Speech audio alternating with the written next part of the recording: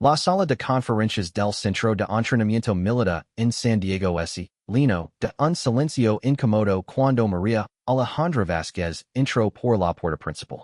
Con sus trino y dos años, cabello negro recogido, en un moño perfecto y una postura que irradiaba confianza, no encajaba con lo que los presentes esperaban ver. Los 20 oficiales y suboficiales reunidos para el seminario de tácticas avanzadas de combate la observaron con una mezcla de curiosidad y escepticismo apenas disimulado. El comandante Williams, un veterano de 45 años con múltiples despliegues en Afganistán, alzó una ceja al revisar su lista de participantes. Disculpe, señora. Creo que es hija equivocado de sala. Este es un seminario clasificado para personal militar de élite. María sonrió con calma, extrayendo su identificación militar de su chaqueta. Sargento Mayor María Alejandra Vázquez, Fuerzas Especiales del Ejército Colombiano. Estoy aquí por invitación del Pentágono para el intercambio de conocimientos en operaciones contraterroristas. Un murmullo de voces se extendió por la habitación. El teniente Jake Morrison, un SEAL de la Armada con reputación de ser particularmente directo, no pudo contener su incredulidad. Con todo respeto, pero esto es un seminario sobre infiltración profunda en territorio hostil. No estamos hablando de operations regulares. La tensión en el aire era palpable. María había enfrentado este tipo de situaciones innumerables veces a lo largo de su carrera de 14 años en las Fuerzas Armadas. Siendo una de las pocas mujeres en las unidades de élite colombianas, había tenido que demostrar su valía una y otra vez, no solo ante sus compañeros masculinos, sino también ante comandantes extranjeros que subestimaban las capacidades de las Fuerzas Especiales Latinoamericanas. Entiendo su preocupación, Teniente Morrison, respondió María, manteniendo su tono profesional. Sin embargo, mi experiencia en operaciones de contrainteligencia en la selva amazónica contra carteles de narcotráfico y grupos paramilitares podría aportar perspectivas valiosas a esta discusión. El capitán Rodríguez, de origen mexicano-americano, intervino desde la segunda fila. No es una cuestión personal, Sargento Mayor.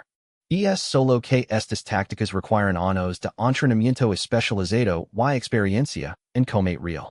No queremos que nadie se sienta fuera de lugar. Las palabras, aunque pronunciadas con aparente cortesía, levaban un mensaje claro. No creen que ella perteneciera a Ali. María había dedicado los últimos años de su vida a perfeccionar técnicas de supervivencia y combate que muchos de los hombres presentes en esa sala nunca habían tenido que usar en situaciones reales de vida o muerte. Apreció su consideración, replicó María, tomando asiento en la primera fila sin solicitar permiso. Pero he venido hasta aquí específicamente porque el Pentágono considera que mi experiencia en operaciones prolongadas en territorio controlado por el enemigo complementa el entrenamiento que ustedes han recibido. El comandante Williams Carrasquillo, claramente incómodo con la situación, había recibido órdenes directas de Washington de incluir a la oficial colombiana en el seminario. Pero no esperaba que su presencia generara tanta controversia entre sus hombres. Bien, procedamos con la agenda. El primer tema es la supervivencia en ambientes hostiles sin apoyo logístico durante periodos extendidos. Mientras Williams comenzaba su presentación sobre técnicas de supervivencia en el desierto, varios de los asistentes continuaron lanzando miradas escépticas hacia María. El sargento Thompson, un veterano de 3 despliegues en Irak, susurró lo suficientemente alto para que ella pudiera escuchar. Espero que no tengamos que adaptar el entrenamiento solo porque tenemos visita. María mantuvo su concentración en la presentación, tomando notas meticulosas y ocasionalmente asintiendo cuando Williams describía técnicas que ella había empleado en situaciones reales. Su experiencia en la selva colombiana le había enseñado principios de supervivencia que trascienden el ambiente específico, pero sabía que tendría que demostrar esto prácticamente antes de que alguien la tomara en serios. Cuando Williams terminó su exposición sobre la localización de fuentes de agua en terreno herido, María levantó la mano. Comandante, Puedo hacer una observación sobre las técnicas de purificación de agua en situaciones de emergencia? Por supuesto, respondió Williams, aunque su tono sugería que esperaba una pregunta básica. En operaciones prolongadas en la Amazonia, hemos desarrollado métodos de purificación que no requieren pastillas químicas o equipos especializados, utilizando únicamente recursos naturales disponibles en la mayoría de ecosistemas. Estas técnicas han demostrado ser efectivas en situaciones donde el agua contaminada no solo presenta riesgos biológicos, sino también químicos debido a la contaminación por laboratorios clandestinos de cocaína. La especificidad técnica de su comentario captó la atención de varios oficiales. El teniente Morrison se inclinó hacia adelante, mostrando interés genuino por primera vez. ¿Podría elaborar sobre esos métodos? María procedió a explicar un sistema de filtración de múltiples etapas que había perfeccionado durante una misión de 6 meses en territorio controlado por las FARC, donde su unidad había tenido que mantenerse completamente autosuficiente mientras recopilaba inteligencia sobre rutas de narcotráfico. Su explicación fue detallada, práctica y claramente basada en experiencia real, no en conocimiento teórico. El ambiente en la sala comenzó a cambiar sutilmente. Aunque el escepticismo no había desaparecido completamente, era evidente que María poseía conocimientos especializados que podrían ser valiosos. Sin embargo, algunos de los asistentes han parecen reacios a aceptar que una mujer pudiera tener la experiencia de combate necesaria para estar en igualdad de condiciones con ellos. El segundo día del seminario trajo consigo ejercicios prácticos de navegación nocturna y técnicas de infiltración. El grupo se trasladó a un área de entrenamiento en el desierto de Mojave, donde las condiciones simulaban las de una zona de conflicto real. María había llegado temprano, revisando meticulosamente su equipo mientras los demás participantes se preparaban con la confianza de quienes habían realizado estos ejercicios múltiples veces. El sargento First Class David Chun, instructor principal de la sesión, dividió a los participantes en equipos de 4 personas. El objetivo es simple. Anunció mientras el sol comenzaba a ponerse en el horizonte. Cada equipo debe infiltrarse en la zona designada, recopilar inteligencia específica sobre las instalaciones enemigas y extraer sin ser detectados. Tienen 8 horas. María fue asignada a un equipo con el teniente Morrison, el sargento Thompson y el especialista Martínez, un experto en comunicaciones. La dinámica del grupo era tensa desde el inicio. Morrison había aceptado trabajar con ella, pero su lenguaje corporal dejaba claro que esperaba tener que compensar por lo que percibía como una debilidad en el equipo. Bien, estableceremos roles, comenzó Morrison, asumiendo automáticamente el liderazgo. Thompson, tú tomas punto. Martínez, comunications y navegación. Yo coordino la infiltración. Sargento Mayor Vasquez, usted pueda. Permitimos sugerir una modificación. Interrumpió María cortésmente pero con firmeza. He revisado los mapas topográficos y las fotos de reconocimiento. Hay una ruta de aproximación que ustedes podrían no haber considerado, utilizando el sistema de barrancos naturales que se extiende desde el noroeste. Thompson soltó una risa ahogada. Con todo respeto, pero hemos entrenado en este terreno durante años. Conocimos cada roca y cada arbusto. María desplegó su mapa sobre el capó de su vehículo, señalando una serie de líneas topográficas sutiles que indicaban depresiones naturales en el terreno. Entiendo su familiaridad con el área, pero durante mi tiempo en las montañas colombianas, aprendí a identificar microrutas que no son evidentes en reconocimientos estándar. Esta serie de depresiones naturales nos proporcionaría cobertura completa durante los primeros 3 kilómetros de aproximación. Martínez se acercó para examinar el mapa más de cerca. Como especialista en navegación, reconoció inmediatamente la validez de la observación de María. Tienes razón. Admitió reluctantmente. Esa ruta reduciría nuestra exposición en al menos 40% durante la fase de aproximación inicial. Morrison frunció el seno, estudiando el mapa. Su orgullo profesional chocaba con la evidencia objetiva de que María había identificado algo que él había pasado por alto. Está bien, probaremos su ruta. Pero si nos leva a una situación comprometida, cambiaremos inmediatamente el plan original. Mientras ese equipaban con visors nocturnos y equipos de comunicación, María notó que sus compañeros de equipo la observaban con mayor atención.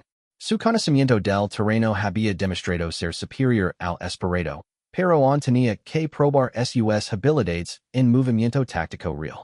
La infiltración comenzó a las 2100 horas. María tomó la posición de exploradora avanzada, una decisión que Morrison había aceptado con visible reluctancia. Moviéndose en silencio absoluto a través del terreno rocoso, demostró una fluidez de movimiento que solo viene con años de experiencia en operaciones nocturnas reales. Sus técnicas de desplazamiento sigiloso difieren sutilmente de las empleadas por sus compañeros estadounidenses. Mientras ellos utilizaban movimientos calculados y pausas regulares, María se movía con un ritmo más orgánico, adaptándose instantáneamente a los cambios en el terreno y las condiciones de viento que podrían llevar sonido hacia posiciones enemigas. Jesús, murmuró Thompson por el micrófono de garganta. Apenas puedo seguir su rastro y estoy a 10 metros detrás de ella. A medida que avanzaban por la ruta que María había identificado, quedó claro que su análisis del terreno había sido excepcionalmente preciso.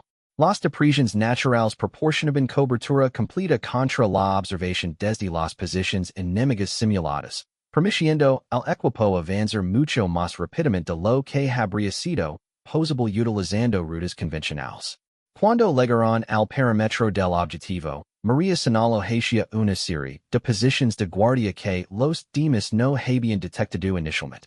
Su experiencia en reconocimiento de patrones de vigilancia enemiga, desarrollada durante operaciones contra carteles altamente organizados, le permitió identificar inconsistencias sutiles en el comportamiento de los enemigos interpretados por otros militares en el ejercicio. Hay 3 rotaciones de guardia, susurró por el comunicador.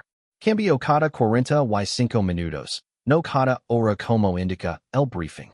Observen la posición notaste. El guardia revisa su reloj cada 15 minutos exactos. Esa regularidad indica nerviosismo o inexperiencia simulada, pero la frecuencia sugiere que algo está programado para ocurrir en intervalos específicos. Morrison observó durante varios minutos, confirmando el patrón que María había identificado. Su respeto hacia ella comenzó a crecer, aunque un lucaba contra sus prejuicios iniciales. ¿Cómo propone que procedamos? Esperamos hasta el próximo cambio de guardia, respondió María. Durante la transición, hay una ventana de exactamente 90 segundos donde la cobertura visual se reduce en el sector sur. Podemos infiltrarnos, obtener la inteligencia recuerdo y extraernos antes de que el nuevo turno establezca su patrón de vigilancia. El plan de María se ejecutó con precisión militar. Su timing resultó ser perfecto, y el equipo completó su misión 50 minutos antes que cualquier otro grupo, estableciendo un nuevo récord para el ejercicio de infiltración en esa instalación de entrenamiento. Sin embargo, al regresar al punto de reunión, María notó que algunos de los otros participantes parecían atribuir el éxito del equipo principalmente a Morrison y Thompson, asumiendo que ella había sido simplemente una participante prueba en una operación dirigida por oficiales más experimentados. El tercer día del seminario estaba dedicado a técnicas de combate cuerpo a cuerpo y supervivencia en situaciones extremas. El ambiente en el grupo había comenzado a relajarse gradualmente después del éxito de la misión nocturna, pero María aún sentía la necesidad constante de demostrar que pertenecía a ese nivel de entrenamiento de élite. El instructor Jeff Robert Bowles Sullivan, un exil con más de 20 años de experiencia en combate, dirigía la sesión de entrenamiento físico. Con su físico imponente y cicatrices visibles en los antebrazos, representaba exactamente lo que la mayoría de personas imaginaba cuando pensaba en fuerzas especiales estadounidenses. Hoy vamos a trabajar en técnicas de escape y evasión cuando son capturados detrás de líneas enemigas, Anuncio Sullivan mientras el grupo se reunía en el área de entrenamiento. Ven a enfrentar interrogatorios de resistencia, privation de sueño y técnicas de presión psicológica que simulan conditions de captura real. María observó cómo sus compañeros reaccionaban ante la mención del entrenamiento de resistencia. Para la mayoría, esto era una simulación avanzada de algo que esperaban nunca experimentar realmente. Para ella, evocaba recuerdos viscerales de su experiencia 3 años atrás, cuando su unidad había sido emboscada en territorio controlado por guerrilleros y había pasado 72 horas evadiendo fuerzas enemigas superiores en número. Necesitamos voluntarios para las demostraciones iniciales, continuó Sullivan. ¿Quién quiere mostrar técnicas de escape de restricciones físicas? El sargento Thompson se adelantó inmediatamente, seguido por otros 2 oficiales. María esperó un momento antes de levantar su mano. Sullivan la miró con aparente sorpresa, pero asintió. Muy bien, sargento Mayor Vasquez.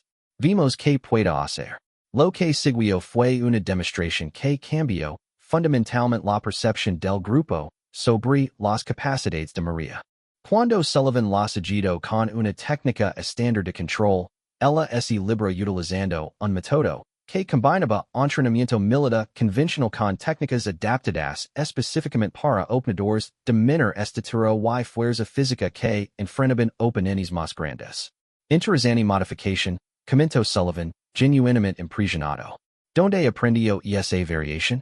Durante operaciones prolongadas contra fuerzas irregulares en Colombia, respondió María, mientras se ajustaba el uniforme. Cuando enfrentas enemigos que tienen ventajas significativas en fuerza física, debes desarrollar técnicas que maximizan la eficiencia biomecánica sobre la fuerza bruta. La demostración continuó con escenarios cada vez más complejos. María demostró técnicas de liberación de múltiples asaltantes, métodos de escape utilizando elementos improvisados del entorno, y estrategias de supervivencia en cautiverio que claramente habían sido desarrolladas a través de experiencia práctica, no entrenamiento teórico. El momento decisivo llegó cuando Sullivan propuso un escenario de interrogatorio de resistencia. Este ejercicio simula las primeras horas después de la captura, cuando el enemigo intenta quebrar la resistencia psicológica del prisionero antes de comenzar interrogatorios formales. El teniente Morrison se ofreció como voluntario para ser el primer prisionero. Durante 15 minutos, Sullivan y otros instructores emplearon técnicas de presión psicológica diseñadas para crear estrés y desorientación. Morrison resistió admirablemente, manteniéndose dentro de los protocolos estándar de resistencia. Cuando llegó el turno de María, varios de los participantes parecían estar preguntándose si ella podría manejar la intensidad del ejercicio.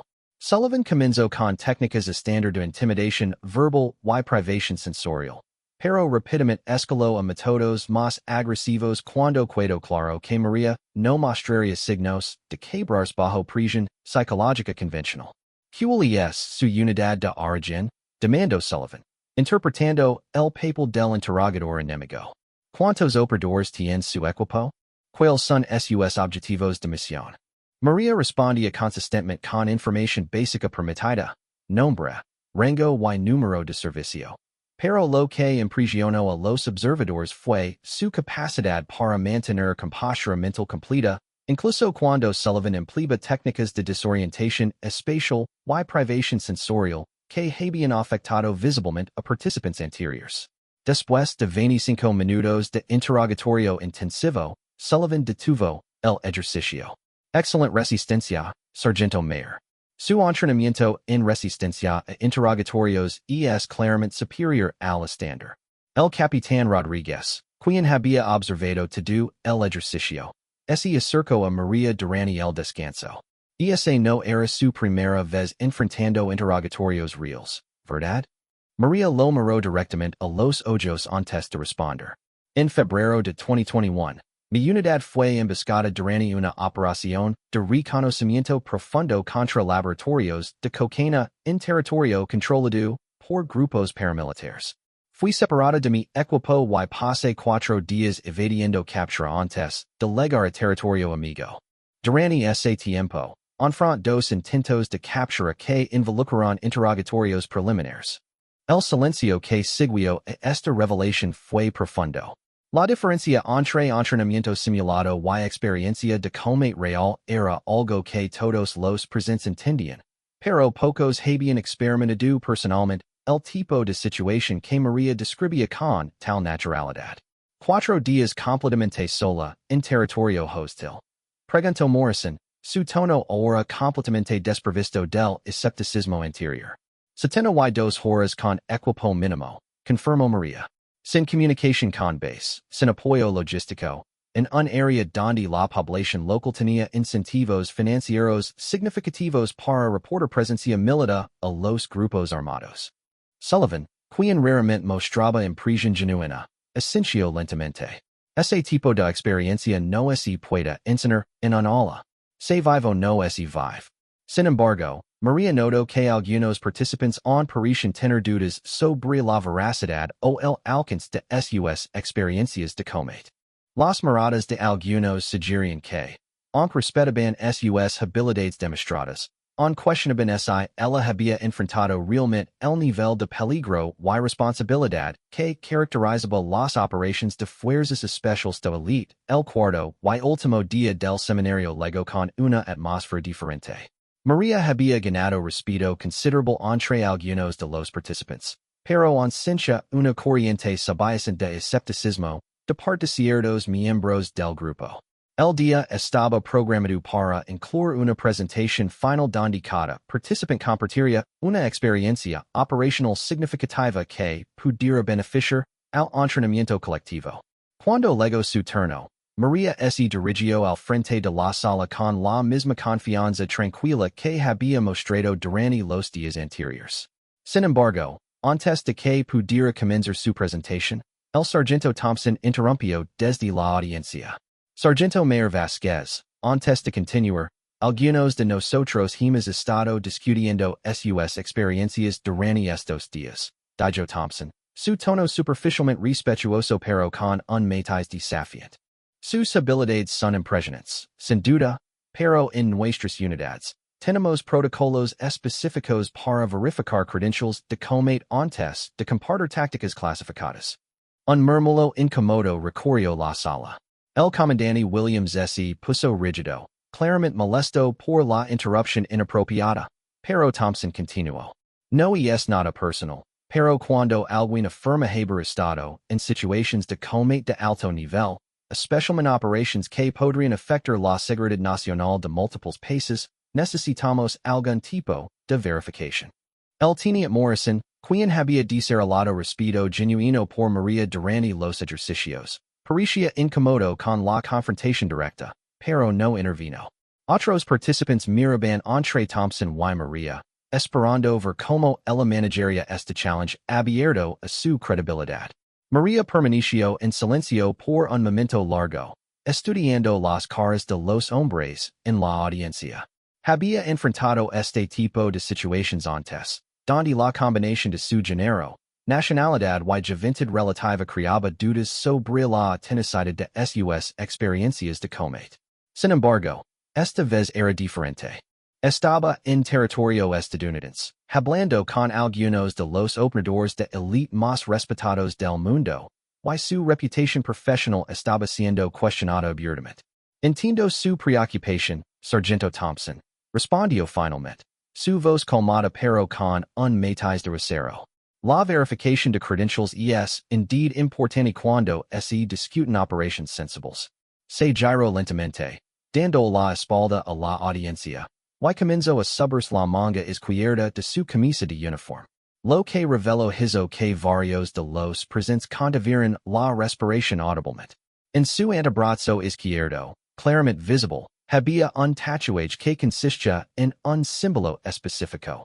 Las alas doradas de paracaidista, pero con modificaciones únicas que solo ciertos miembros de las Fuerzas Armadas reconocerían inmediatamente. Debajo del símbolo, en números pequeños pero legibles, estaban las coordenadas geográficas específicas y una fecha. 4 degrees 15 minutes north 73 degrees 28 minutes west, 15. Feb. 2021. El Sargento First Class Chun, Quien había permanecido en silencio durante todo el seminario. Se puso de pie abruptamente. Su reacción fue visceral y inmediata. Sin dudarlo, se cuadró en posición de firmes y ejecutó un saludo militar formal. Sargento First Class? Preguntó Williams, claramente confundido por la reacción dramática de Chun. Chun mantuvo su saludo mientras respondía, su voz cargada de emoción contenida. Comandante, esas coordenadas, esa fecha. Es la operación Tormenta Verde.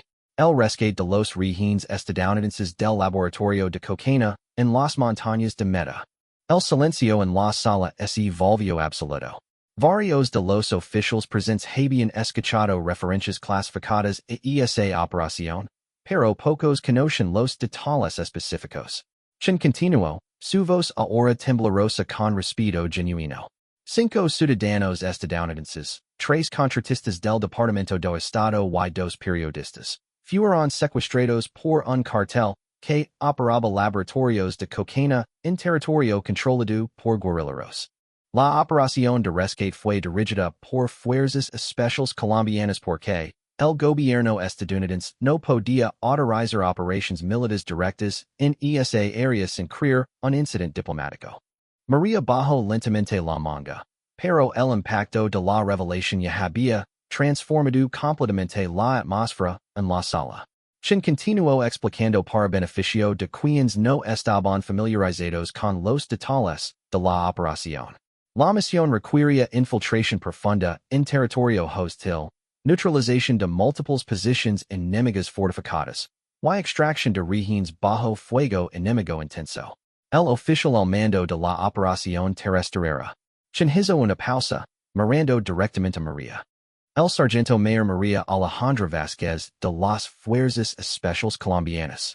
El teniente Morrison se puso de pie lentamente, seguido por Martínez y, reluctantmente, por Thompson. Uno por uno, todos los oficiales y suboficiales en la sala se cuadran y ejecutaron saludos militares formales. Williams, ahora entendiendo completamente la situación, se dirigió al grupo. Caballeros, la operación Tormenta Verde resultó en el rescate exitoso de los 5 rehenes estadounidenses sin una sola baja. La operación fue clasificada inmediatamente debido a su naturaleza diplomáticamente sensible, pero representó uno de los rescates de rehenes más complejos ejecutados en Sudamérica en la última década. María aceptó los saludos con la dignidad apropiada, pero su expresión permaneció humilde. Cuando la formalidad terminó y todos regresaron a sus asientos, ella se dirigió directamente a Thompson. Sargento Thompson, su solicitud de verificación de credentials fue completamente apropiada. En operaciones de élite, la confianza debe basarse en evidencia verificable, no en suposiciones. Su tono no era condescendiente sino profesional. Sin embargo, espero que ahora podamos proceder con el intercambio de conocimientos que beneficiará a todos nuestros servicios. Thompson, visiblemente afectado por la revelación, respondió con respeto genuino. Sargento Mayor, mi disculpo si mi approach pareció irrespetuoso. Su servicio a nuestros ciudadanos, mi país tiene una deuda con usted. María asintió con gracia, luego procedió con su presentación programada. Durante los siguientes 40 minutos, compartió tácticas y técnicas desarrolladas durante operaciones reales que beneficiarían significativamente el entrenamiento de fuerzas especiales estadounidenses. Sin embargo, ahora toda la audiencia escuchaba con el respeto profundo reservado para veteranos de como esa experiencia había sido probada bajo las condiciones más extremas. Al final del seminario, cuando los participantes se preparaban para partir, el comandante Williams se acercó a María privatamente. Sargento Mayor, debo preguntarle. ¿Por qué no mencionó la operación Tormenta Verde desde el primer día? Habría evitado cualquier cuestionamiento de sus credentials.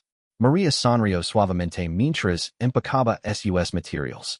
Comandante Williams, he aprendido que el respeto verdadero no viene de los títulos o las condecoraciones que uno proclama, sino de las acciones que uno demuestra.